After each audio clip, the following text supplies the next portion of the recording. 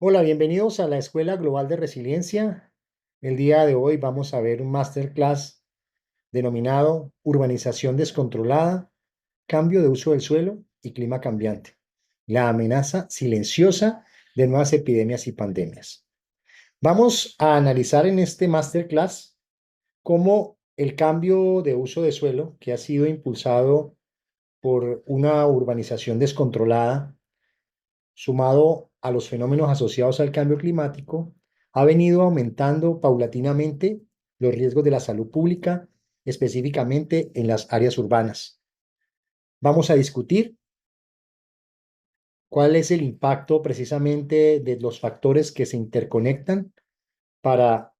generar riesgos en la salud y las medidas necesarias que debemos fomentar precisamente para fomentar una resiliencia urbana.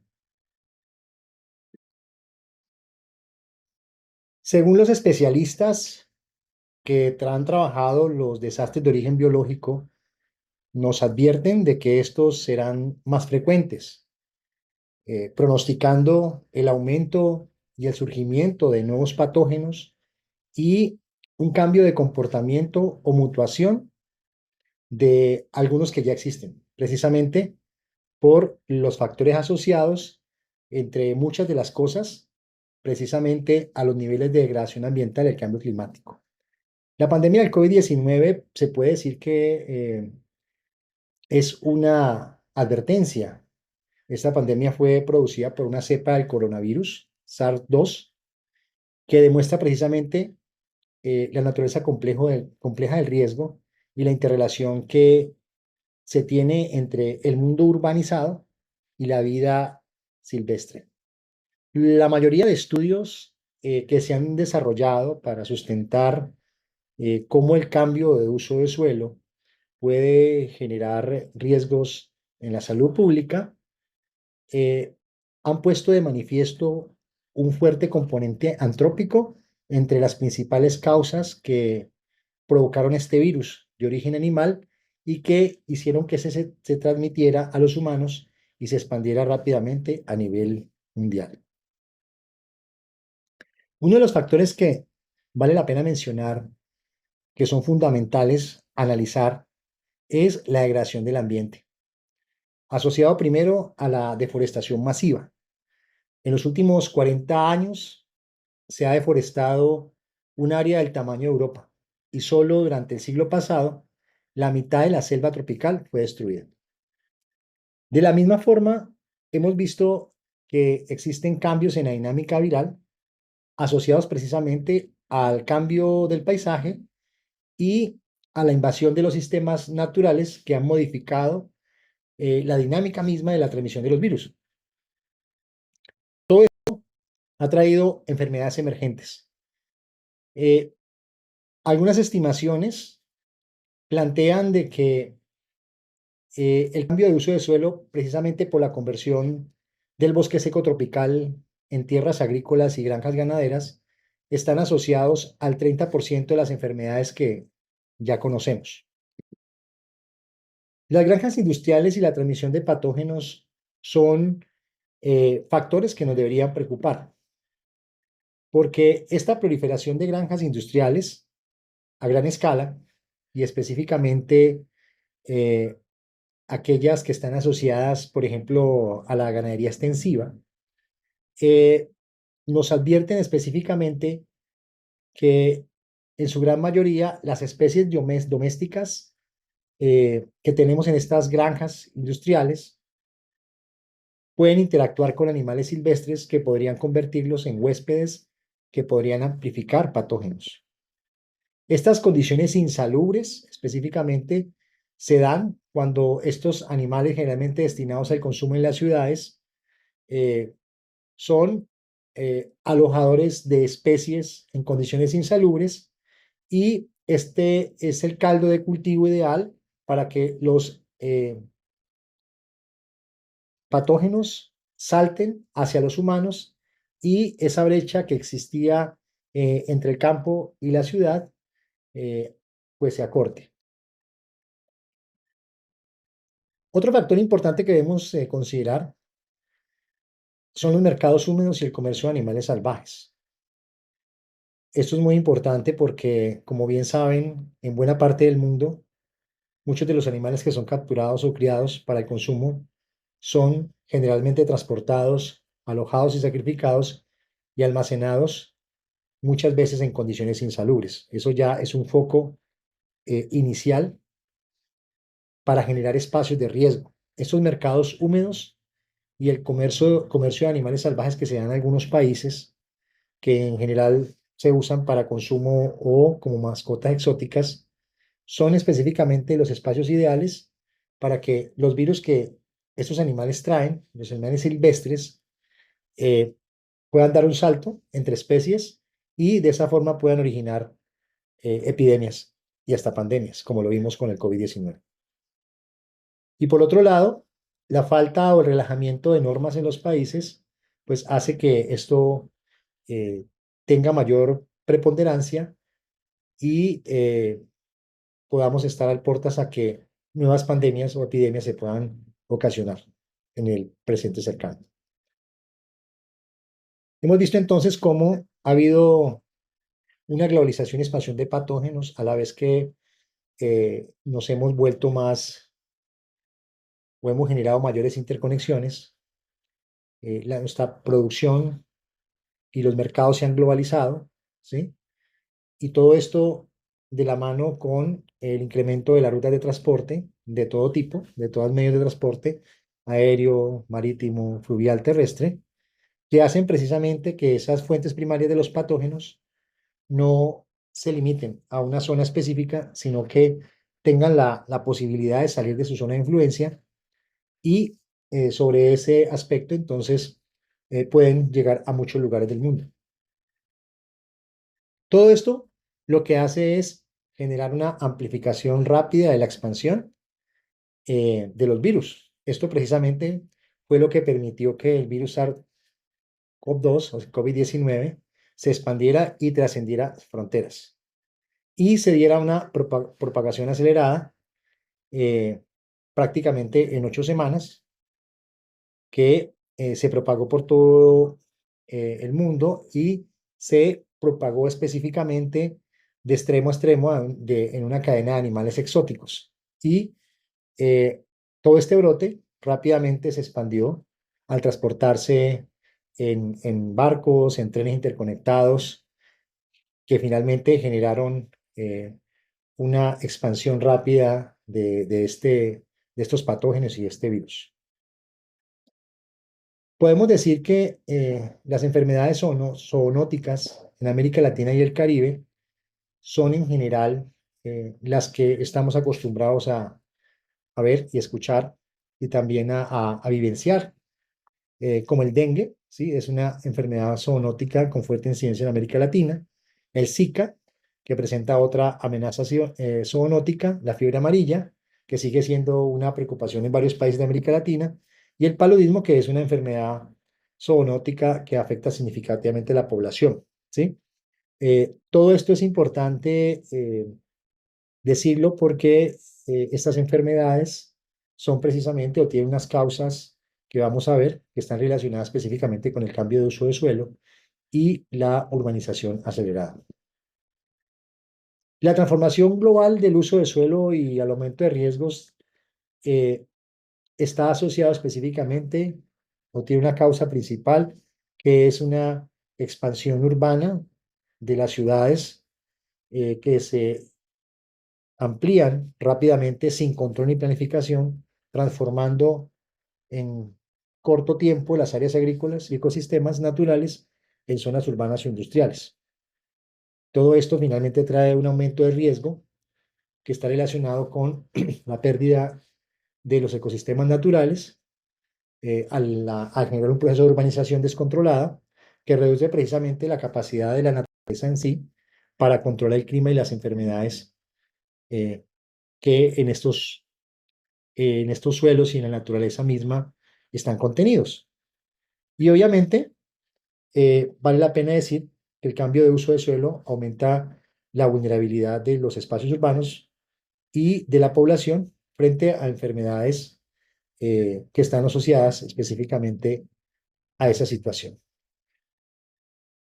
Es esa expansión urbana descontrolada y degradación del suelo la que convierte precisamente esos suelos agrícolas y naturales en asentamientos informales en su general, cuando en los territorios, específicamente en América Latina o en países como Asia o África, en su gran mayoría, hay deficiencia eh, de suelos para ciudadanos de bajos ingresos.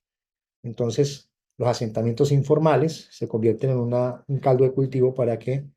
eh, estas, estos patógenos, estas enfermedades empiecen a consolidar ahí, ¿no? Por otro lado, vemos que la urbanización descontrolada interrumpe un equilibrio ecológico local que ha existido, ¿cierto? Cuando se intervienen en esos ecosistemas clave y esos servicios ecosistémicos finalmente se pierden, generando o trayendo como consecuencia una degradación del suelo que genera una mayor presión sobre los entornos urbanos y pone precisamente en riesgo la sostenibilidad a largo plazo de los territorios que degradan los ecosistemas. El impacto en esos servicios ecosistémicos, precisamente por el cambio de uso de suelo, eh, pues trae como consecuencia que en muchas partes se hayan eliminado humedales, ¿sí? Que son elementos de amortiguamiento, en caso, por ejemplo, de lluvias, ¿sí? Y reduce precisamente la capacidad de las ciudades para enfrentar las inundaciones,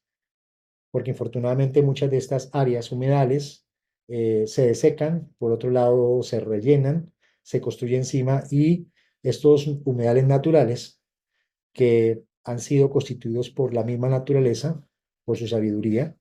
eh, terminan siendo sacrificados por la urbanización descontrolada y acelerada. De la misma forma, eh, la pérdida de bosques afecta la regulación de la calidad del agua, ¿sí? Y cuando no hay un adecuado saneamiento, generalmente no ocurre, estamos entonces contaminando las aguas superficiales y las aguas subterráneas, y esto empieza a agravar el problema. En tal punto o en tal medida en que esa eliminación de barreras naturales, digamos, que ofrecen un ambiente ecosistémico y unos servicios ecosistémicos adecuados, por ejemplo, como esas áreas de humedales que permiten ayudar a descontaminar o esa calidad de agua, termina generando finalmente un caldo de cultivo para que se generen vectores. El cambio climático ha también tenido, o los fenómenos del cambio climático ha tenido una relevancia e importancia dentro de lo que es la transformación del uso del suelo. Primero porque hay presiones ecosistémicas, el cambio climático intensifica el impacto de la urbanización en el uso del suelo. Por otro lado, las tierras improductivas, debido a las alteraciones de temperatura y lluvia, hacen que algunas tierras agrícolas se vuelvan improductivas. Por otro lado, la expansión urbana hace que los ecosistemas naturales reduzcan la biodiversidad y se destruyan los hábitats y aparezcan entonces estas enfermedades zoonóticas que están relacionadas específicamente con esa degradación del suelo eh, y generan las condiciones propicias para el surgimiento de, de estas situaciones que finalmente terminan generando enfermedades para la población.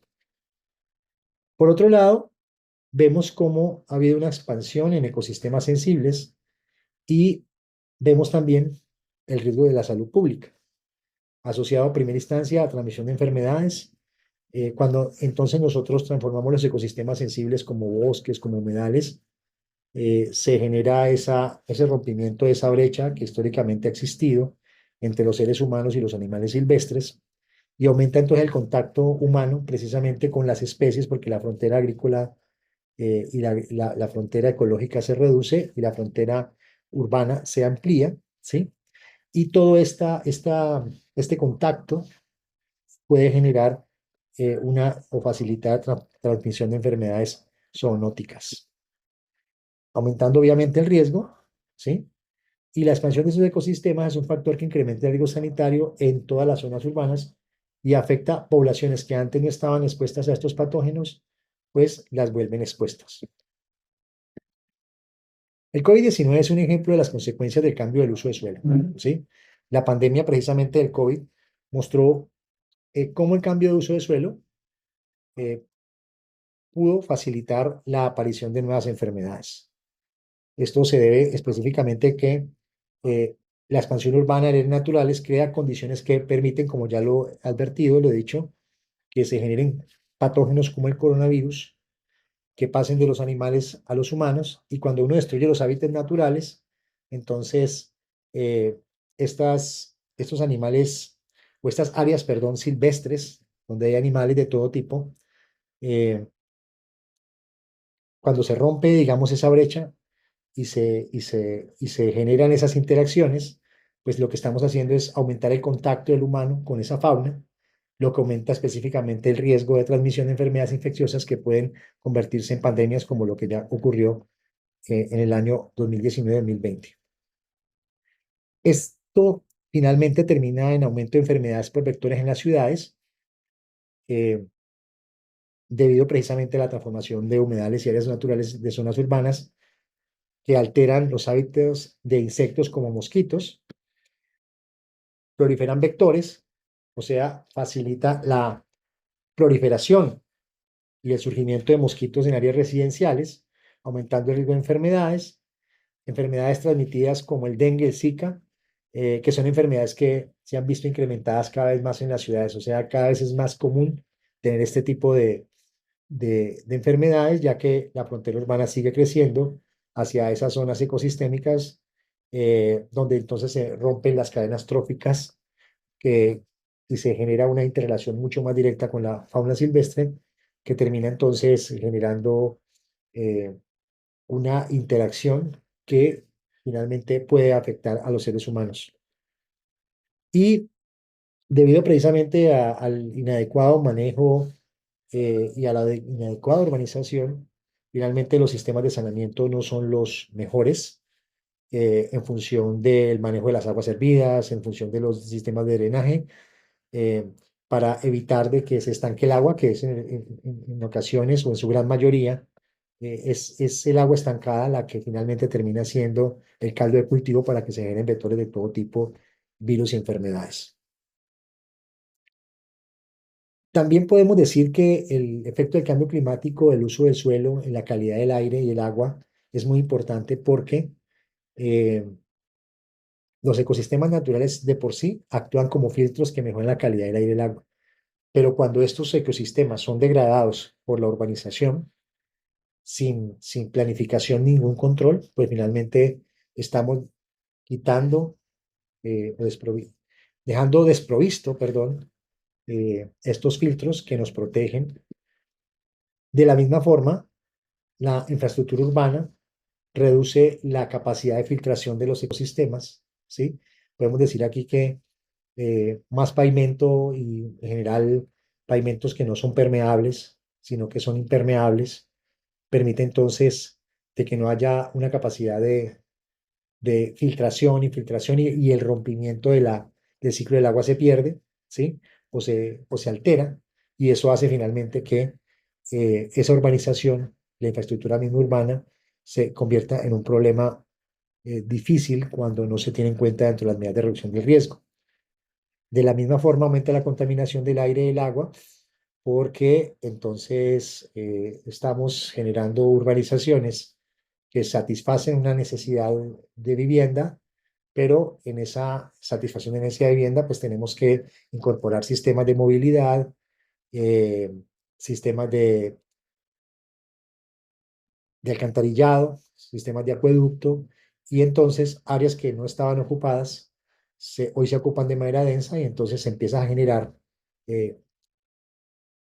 todo tipo de contaminantes, gases, debido a los vehículos que empiezan a usar estas áreas urbanizadas, y obviamente los desechos de todo tipo, como desechos sólidos y desechos líquidos, muchos de ellos que van a parar a las alcantarillas, otros van a parar a los botaderos de basura, y eso finalmente termina generando un caldo de cultivo para que se generen las enfermedades, y todo esto termina siendo un problema de salud pública, y en general asociadas a enfermedades de tipo respiratorio o gastrointestinales. Bueno, y ahora si hablamos de la vulnerabilidad de los asentamientos informales en áreas de riesgo, pues es obviamente mucho mayor los problemas de salud pública que se pueden presentar en estos asentamientos informales que por lo general adolecen de ninguna planificación en relación con los asentamientos formales. Vemos entonces que en general los asentamientos informales son también el caldo de cultivo para que se generen estas enfermedades, porque los asentamientos informales se ubican específicamente en áreas de riesgo como laderas y cercanía a ríos. Muchos de ellos adolecen de infraestructura adecuada y de servicios básicos mínimos, lo cual obviamente agrava la exposición a enfermedades y eventos de origen natural. Y la vulnerabilidad normalmente se combina áreas expuestas en relación con las fragilidades de la manera en cómo están construidas estas áreas que no tienen ningún tipo de planificación. Podemos decir también que el impacto que tiene la urbanización descontrolada es que se genera una fragmentación de los hábitats y la pérdida de la biodiversidad, eh, que es un factor clave precisamente para que se manifiesten estas enfermedades, porque digamos, se rompe la barrera y se crean zonas muy directas de interacción entre los humanos y las especies silvestres que finalmente terminan generando o esa proximidad facilita la transmisión de enfermedades zoonóticas y obviamente ocasionando riesgos para las comunidades urbanas que viven en estos territorios. Entonces, podemos decir que la urbanización acelerada que no tiene en cuenta los ecosistemas termina generando una ruptura de la cadena trófica y generando un riesgo de epidemias y pandemias, ¿sí? Entonces, eh, es precisamente por eso hablamos de que la urbanización descontrolada y el cambio de uso de suelo, pues terminan finalmente generando y aumentando las enfermedades epidémicas y pandémicas y esto finalmente también termina afectando los ecosistemas naturales, generando en primera instancia ese rompimiento de esa frontera o esa ampliación de esa frontera urbana que degrada la frontera agrícola y que degrada la frontera ecosistémica, genera desplazamiento de especies, generando precisamente una fragmentación de los hábitats relacionado con la fauna silvestre, relacionado con la vegetación misma, ¿sí? Porque hay una transformación de esos ecosistemas naturales que fragmenta el hábitat y desplaza especies.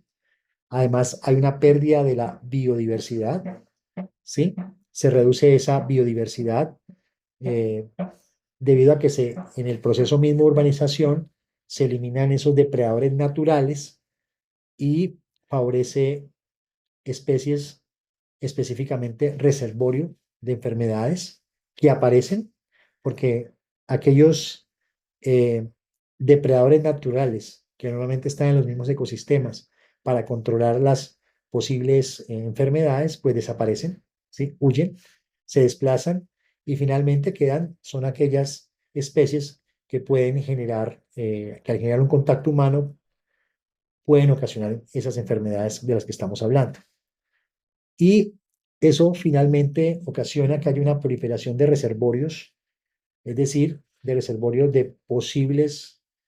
enfermedades, que aumenta, por ejemplo, la población de roedores y murciélagos, que son precisamente, en su gran mayoría,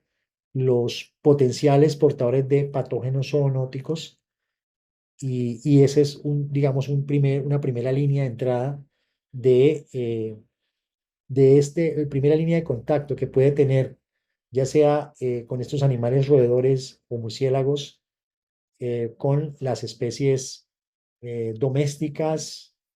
de producción, ¿cierto? Que los humanos consumen y esa es, digamos, la puerta de entrada para que ya sea una puerta de entrada indirecta a través de los animales de consumo de la sociedad misma para que las enfermedades entonces se alojen dentro de, el cuerpo y los sistemas inmunitarios y finalmente termine generando estas epidemias y pandemias. Esa proximidad humano-fauna, ¿sí? Debido a la reducción de los hábitats, a esa reducción específicamente de espacios naturales que van acercando poco a poco a los humanos y a la fauna silvestre, aumentando entonces la interacción, el contacto entre áreas urbanas y rurales y obviamente facilitando el salto de patógenos de animales a los humanos como el SARS o el COVID-19. De la misma forma, eh, el clima microrregional también entra como un factor que puede generar mayor complejidad sobre lo que estamos hablando, porque hemos visto entonces cómo la tala indiscriminada de bosques altera los climas locales, afectando a los vectores de enfermedades, la infraestructura urbana que se coloca en la construcción como tal, modifica el entorno natural y genera un nuevo entorno construido, creando entonces específicamente nuevos hábitats para mosquitos que están asociados específicamente en su gran mayoría a espacios oscuros o espacios donde se pueden concentrar estos o se pueden reproducir estos mosquitos como aguas estancadas y terminan finalmente ocurriendo enfermedades vectoriales que aumentan el riesgo de contagio de dengue, zika, malaria en áreas que son proclives a ser afectadas. La pérdida precisamente de regulación natural, ¿sí? De esa fauna silvestre que es una fauna depredadora que huye precisamente cuando hay urbanización y que no hace un control natural. La naturaleza es tan sabia que infortunadamente no permitimos que haga un control natural de esos otros animales que pueden ser causa precisamente de enfermedades. Genera un equilibrio, se rompe el equilibrio, ¿cierto? De esa cadena trófica que normalmente está equilibrada de manera natural, o sea, equilibra las enfermedades y esa ruptura genera desbalances en población de especies intermediarias, ¿sí? Y finalmente termina esto ocasionando un aumento de la transmisión y crece el riesgo de transmisión de los patógenos y no hay un control natural, ¿sí? O sea, cuando se rompe la, la, la, la cadena trófica, que ya naturalmente viene equilibrada con animales de todo tipo que permiten generar un control, y cuando generamos la urbanización y la deforestación y todo lo que hemos mencionado el día de hoy, finalmente termina esto ocasionando un problema bastante delicado, una ruptura de ese equilibrio y exponiendo más a los seres humanos a que estas enfermedades que están en la naturaleza lleguen más rápidamente a los seres humanos. Todo esto también pues está asociado a la contaminación, estrés ecosistémico, de la contaminación ambiental, precisamente a que esa expansión urbana aumenta la contaminación, porque pues obviamente tenemos mayores desechos, ¿sí? Que disponer, desechos sólidos, desechos líquidos, que, que normalmente en las ciudades que como le han dado históricamente la espalda al agua, terminan finalmente generando grandes cloacas en sus ríos o sus humedales y generando mayor contaminación. De la misma forma, se genera un estrés en las especies que hace que las especies de fauna, por ejemplo, eh, busquen otras áreas, se alojen en otros lugares, huyan específicamente, y este estrés ambiental debilita los sistemas inmunológicos también de los propios animales. ¿Sí? Esto es un elemento importante que tener en cuenta, facilitando obviamente los patógenos que terminan convirtiendo esto en enfermedades. Algunos ejemplos de estos reales, el ébola en África Occidental, eh, fíjense que las actividades como minería y tala desplazan especies de sus hábitats naturales y son, digamos, la causa principal, o sea, una actividad humana, una expansión humana, tema como la minería y la tala, pues hace que esos animales salgan de sus hábitats naturales y se empiecen a establecer primeros contactos con esos reservorios de patógenos, comunidades humanas que entran en contacto cercano con murciélagos, frugívoros, reservorios del ébola, que son, digamos, los que finalmente terminan generando el ébola, perdón, Y esa epidemia en el 2014, una de las tantas que se han dado, es precisamente por esa fragmentación de los hábitats asociado a una mala planificación, a un desarrollo incontrolado, que facilita entonces la interacción entre el humano y animal, aumentando así el proceso de la transmisión. Otro caso importante para demostrar existente es en la malaria en el Amazonas o en la Amazonía, que está asociado normalmente la deforestación debido a la expansión agrícola y ganadera que altera los ecosistemas locales, una agricultura extensiva sin ningún control y planificación, una expansión agrícola también, y sumado pues obviamente como parte, causa principal de la deforestación, una proliferación de vectores aumentada precisamente o generada por la población de mosquito anófeles, que son finalmente los vectores de la malaria, y obviamente aumento de incidencia. La malaria crece en poblaciones humanas cercanas precisamente a estos reservorios que han sido finalmente talados y afectados eh, por estas acciones humanas. El virus Nipah en Malasia también tiene una causa humana, en este caso es la expansión agrícola. Plantaciones de palma de aceite reducen los hábitats de murciélagos frugívoros, generando nuevas fuentes de alimento. Los murciélagos entonces buscan alimento en plantaciones cercanas en granjas porcinas y hay entonces ese hecho de haber desplazado a los animales de su hábitat, específicamente los murciélagos, pues termina buscando ese alimento en esas plantaciones y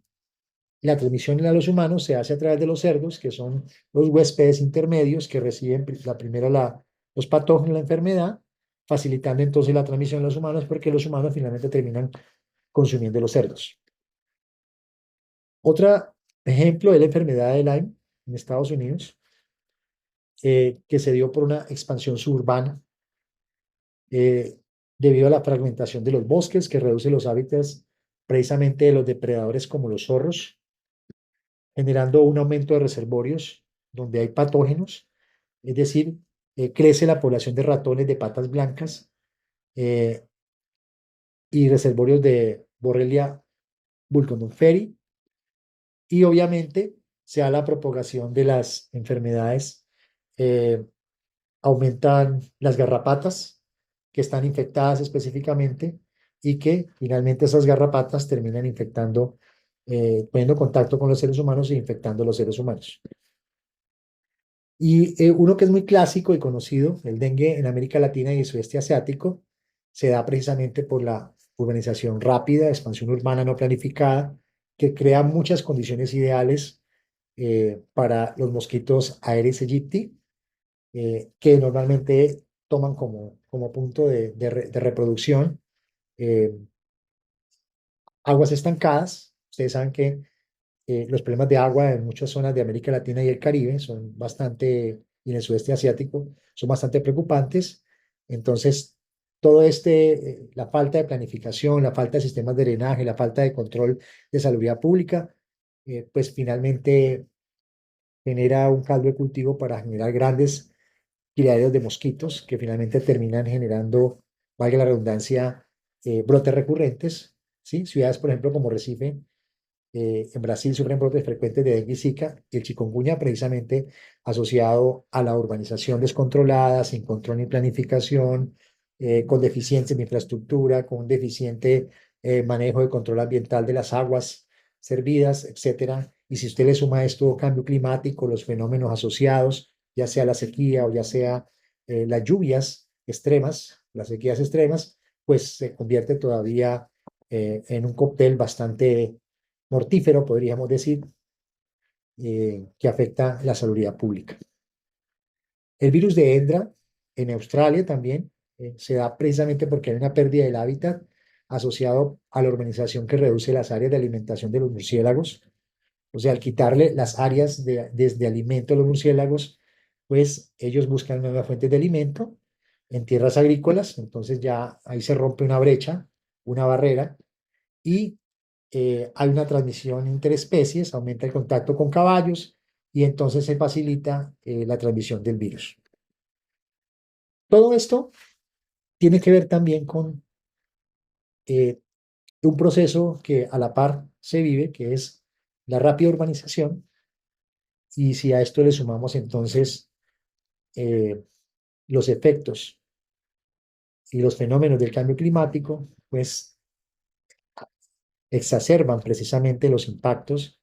que el cambio de uso de suelo asociado a lo que hemos venido hablando de la rápida urbanización, más el cambio climático, termina generando riesgos epidémicos y pandémicos. Uno puede decir que asociados precisamente a los eventos de cambio climático, ya sean lluvias extremas o ya sean temas de sequía o olas de calor, pues esto genera una expansión de hábitats de vectores. El aumento de temperaturas, por ejemplo, crea condiciones muy favorables para que los mosquitos y las garrapatas estén en nuevas áreas. Los cambios de precipitación también, alterado los patrones de lluvia, beneficia a ciertos vectores y la propagación de enfermedades como el dengue, la malaria y el Zika se extiende en regiones donde hay mayores temperaturas, en regiones más templadas. Esto también está asociado a que el cambio climático genera desplazamiento de especies, hay una migración animal buscando nuevos hábitats debido al cambio climático, eh, la reconfiguración de ecosistemas, nuevas interacciones entre especies, incluyendo los humanos, hay una interacción porque los animales buscan salir y obviamente a un aumento de los casos de zoonosis, mayor riesgo de transmisión de enfermedades a seres humanos. Los estreses en los ecosistemas también son un elemento importante del cambio climático. Lo habíamos visto en cómo el cambio de uso de suelo genera también estrés en los ecosistemas, pero el cambio climático asociados a los fenómenos de altas temperaturas, lluvias extremas, pues también lo mismo lo hace. Las olas de calor, por ejemplo, que son eventos extremos, pueden afectar la biodiversidad. Las sequías, pues asociado a la escasez de agua, debilita los ecosistemas naturales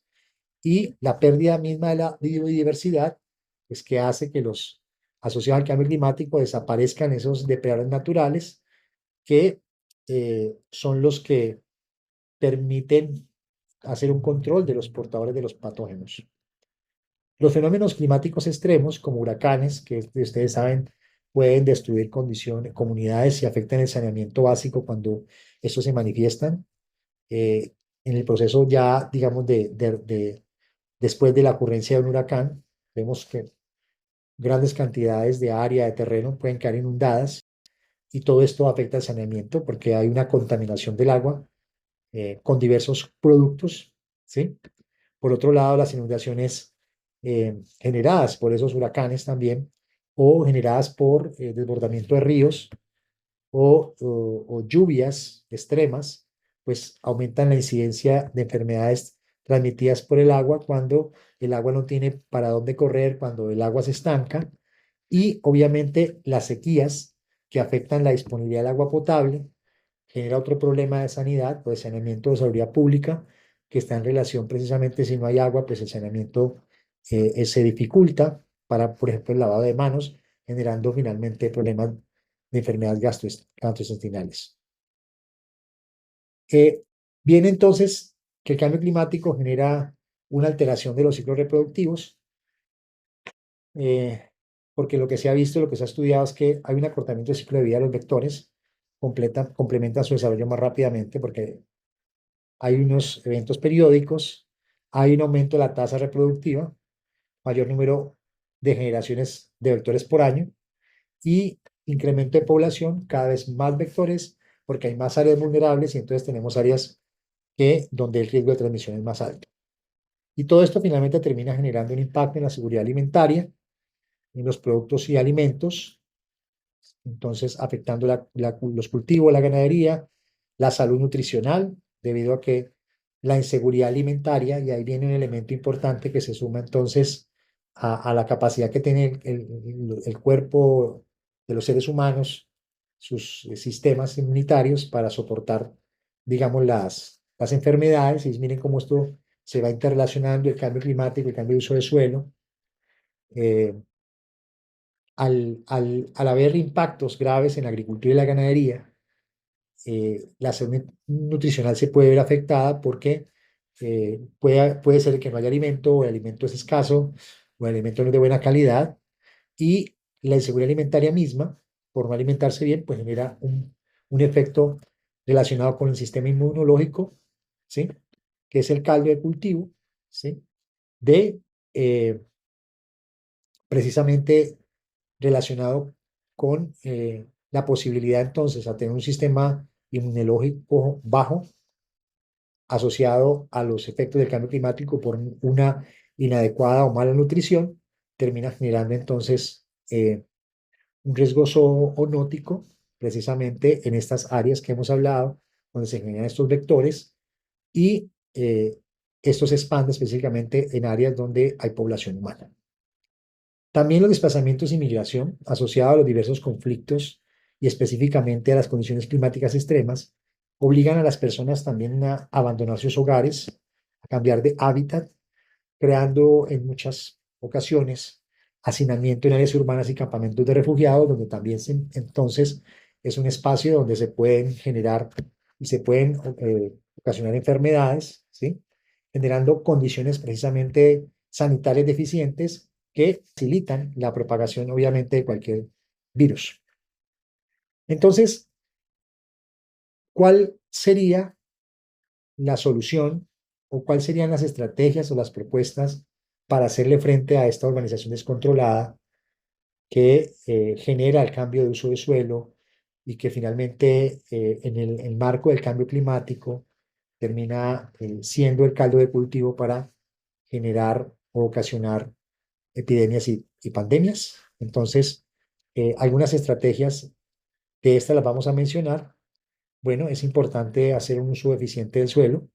Hay que hacer una urbanización sostenible, que es una estrategia precisamente para reducir ese impacto, ¿sí? Hay que minimizar la expansión urbana sobre los ecosistemas naturales y hacer un ejercicio de conservación de áreas naturales, priorizando la conservación de áreas naturales, de poder de la misma forma eh, proteger y generar zonas verdes que ayudan a mantener precisamente los ecosistemas esenciales que debe tener un territorio. Otras están relacionadas con estrategias de adaptación y conservación de suelos, con la posibilidad que tenemos para restaurar ecosistemas, es decir, políticas urbanas que estén integradas precisamente o que estén desarrolladas o pensadas en integrar la restauración de los suelos que ya hemos degradado, también en políticas que ayuden a proteger o a generar una ayuda a los hábitats, reduciendo la vulnerabilidad urbana y obviamente los beneficios de la conservación a través de la mitigación del cambio climático, la protección de la biodiversidad, que nos permite entonces reducir el riesgo de contagio de enfermedades. Importancia de la conservación, pues si hacemos una conservación ecosistémica, pues vamos a reducir o vamos a prevenir las epidemias. Esto implica un estudio juicioso de los ecosistemas que permiten conservar hábitats naturales, clave para prevenir futuras pandemias, mantener por lo menos un equilibrio y armonía de ecosistemas saludables que puedan actuar como barreras naturales contra la propagación de enfermedades. Por eso es importante tenerlas en cuenta. Y algo importante también, la biodiversidad como un medio de protección. Cuando uno sabe que hay mayor biodiversidad, se reduce el riesgo de transmisión de los patógenos de animales humanos, ¿sí? O sea, la pérdida de la biodiversidad en un territorio es una situación, es un campanazo de alerta eh, para advertirnos de el aumento de los posibles enfermedades e impactos en la seguridad pública. Eso implica entonces una planificación urbana sostenible, generando diseños urbanos, o sea, planificar las ciudades, ojalá que integren espacios verdes y respeten los ecosistemas naturales, hacer una gestión de residuo eficiente, manejo de desechos para reducir criadero de vectores y obviamente un manejo del agua, mejorando el acceso y almacenamiento de agua para prevenir que los vectores se eh, puedan manifestar en ello. Y tenemos que enfocarnos y trabajar hacia un enfoque de salud pública, trabajando específicamente en tres áreas importantes: la salud humana, la salud animal y la salud ambiental, que son los tres puntos.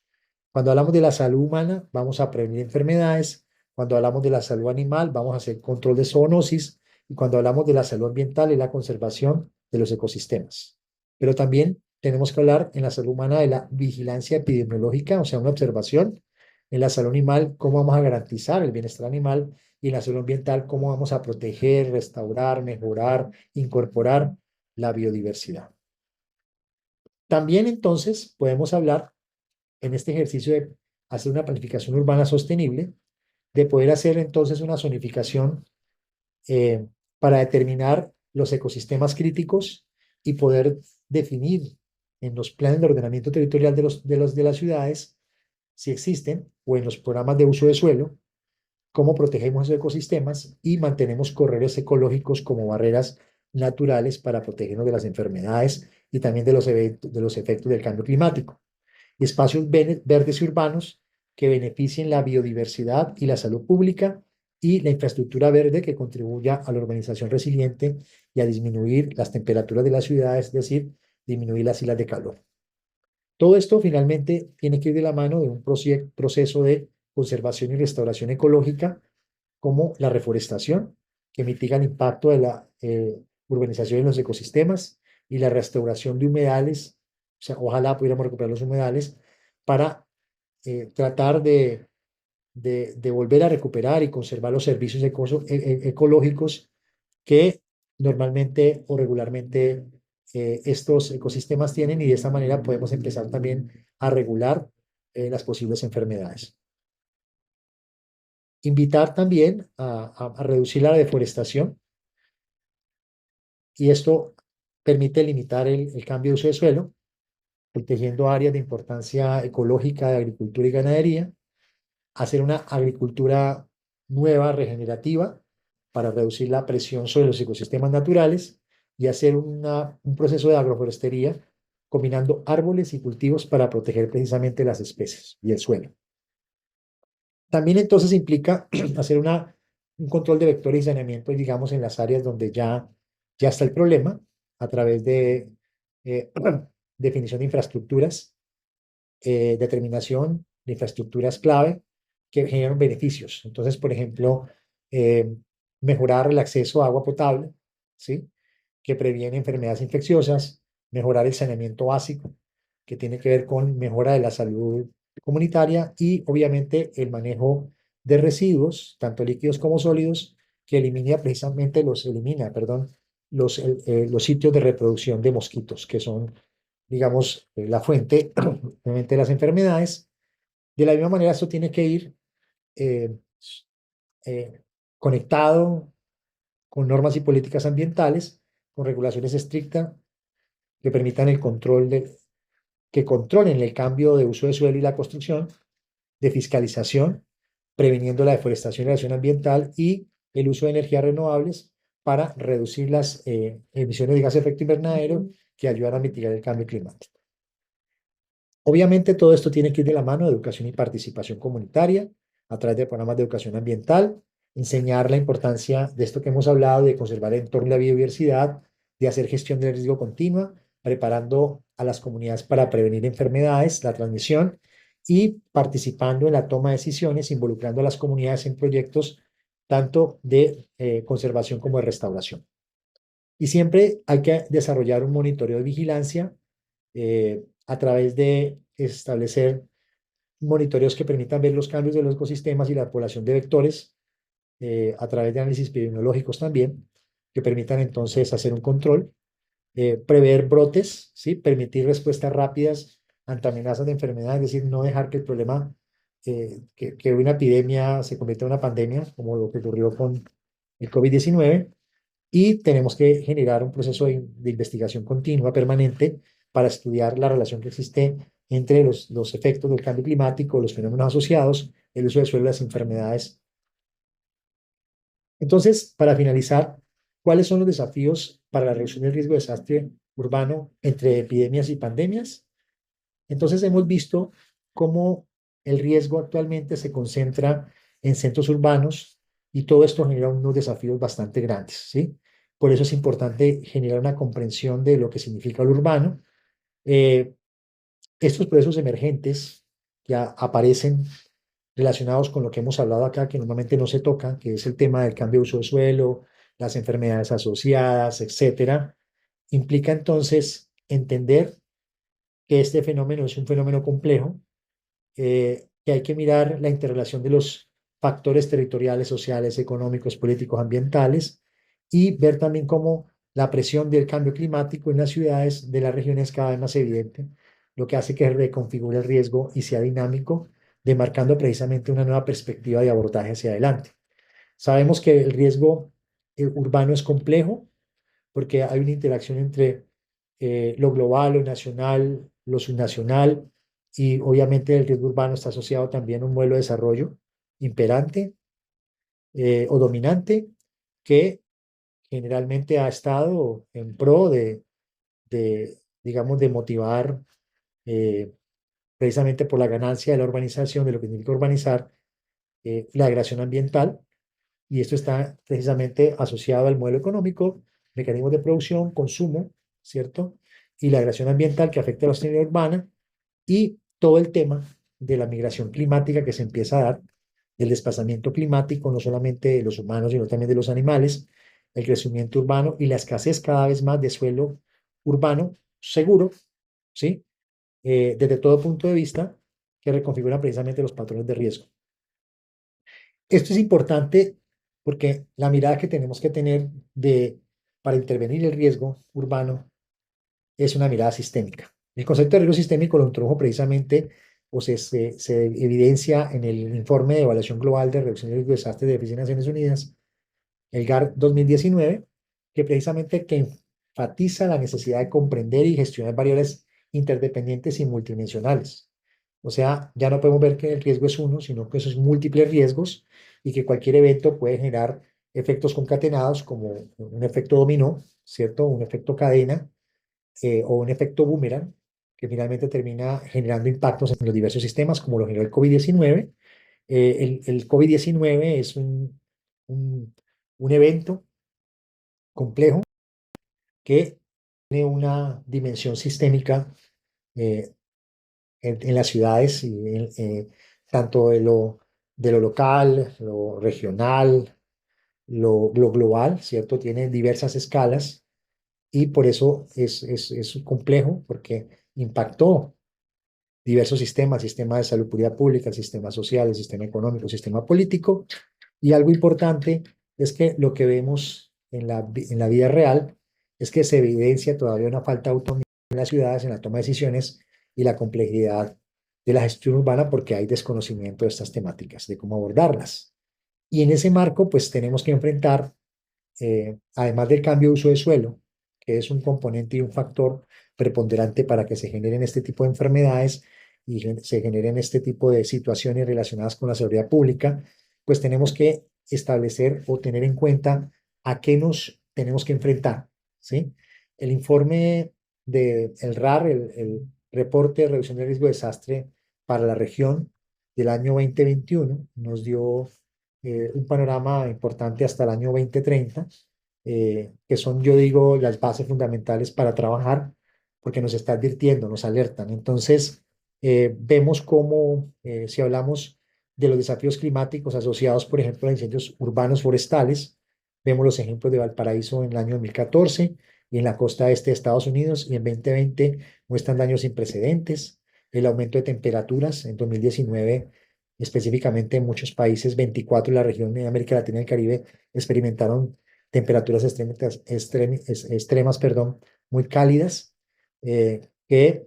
digamos, en la medición que hace el RAR, el informe regional, determina que fue una cifra récord, pero si nos vamos al año 2024, el año que estamos viviendo, creo que hemos roto todos los récords específicamente. O sea, si el año 2019 fue un año caliente, el año 2024 lo ha superado en creces. O sea, como dice el secretario de Naciones Unidas,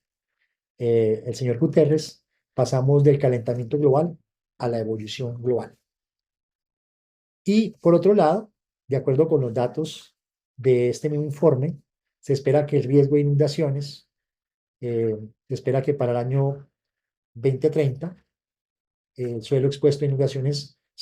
esté por alrededor de 2.7 veces en la región. Es decir, vamos a tener más áreas inundables, precisamente no asociado, pues asociado principalmente a la urbanización descontrolada, ¿sí? Y a ese desajuste que hemos generado con la naturaleza. El impacto del cambio climático en las ciudades, pues lo que nos permite ver este informe es que para el 2030 casi la mitad de la expansión urbana global, más de 500.000 kilómetros cuadrados, ocurrirá en zonas de inundación de alta frecuencia.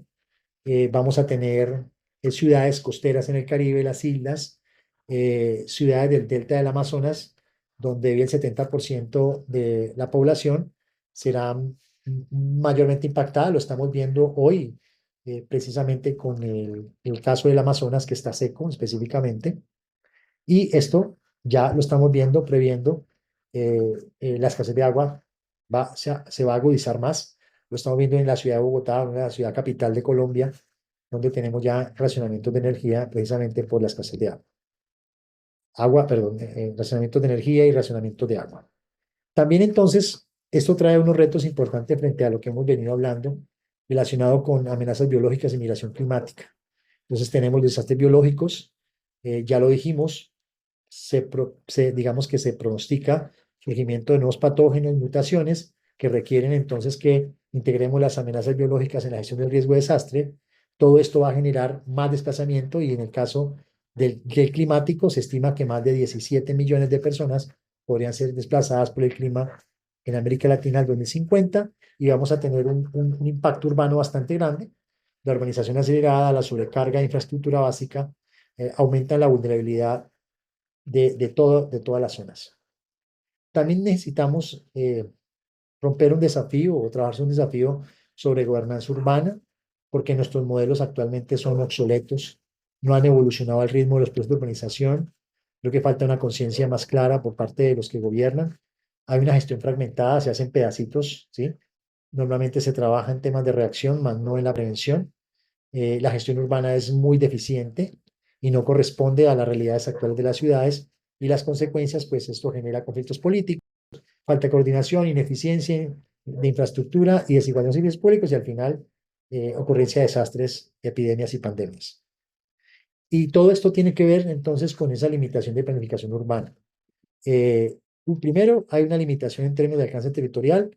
hay discrepancia entre el origen y manifiesto del riesgo, o sea, de dónde, cuáles son las causas del riesgo, por lo tanto hay que trabajarlo. Globalización, pues existe una competencia entre municipios en búsqueda de inversión, cada uno por aparte. Los instrumentos clásicos, tenemos un enfoque que está orientado al control y no en la transformación, o sea, en una gestión reactiva y en una gestión prospectiva, y una gestión pública donde generalmente la privatización, no más el enfoque de la privatización de muchos de las instituciones de los estados, pero finalmente en aras de generar eficiencia, termina siendo también un elemento a analizar para poder trabajar estrategias que relacionen lo público y lo privado para solucionar todas estas problemáticas. Y esto tiene que ver un poco con la complejidad que vemos en las relaciones urbanas, ¿sí? Las relaciones tanto espaciales, territoriales, sectoriales, sociales y económicas de las ciudades son cada vez más complejas, por lo tanto hay que analizarlo y trabajar, y hay desafíos de coordinación. La literatura normalmente internacional otorga un papel muy importante central en la mitigación del cambio climático, pero se cuestiona su poder real y su capacidad de cambio, y esto implica entonces mejorar la coordinación en todos los ámbitos, en todos los sectores para trabajar estas temáticas. ¿Cuál debería ser el nuevo modelo de enfoque urbano? Una nueva óptica, debemos abordar el fenómeno urbano desde una perspectiva renovada y sistémica, debemos fortalecer la gobernanza, mejorar los sistemas de gobernanza y gestión urbana para ampliar la comprensión de procesos complejos y usar instrumentos eficaces, desarrollar herramientas de planificación de mayor alcance y eficacia para atender el riesgo urbano. Conclusión, llamado a la acción, el cambio de uso del suelo impulsado por la organización descontrolada del cambio climático aumentan los riesgos de la salud pública. Para esto, entonces, debemos adaptar políticas de suelo sostenibles y adaptación climática para poder entonces hacer frente a estas nuevas realidades. Muchas gracias por su atención y nos vemos en un próximo masterclass para aprender más sobre el tema de la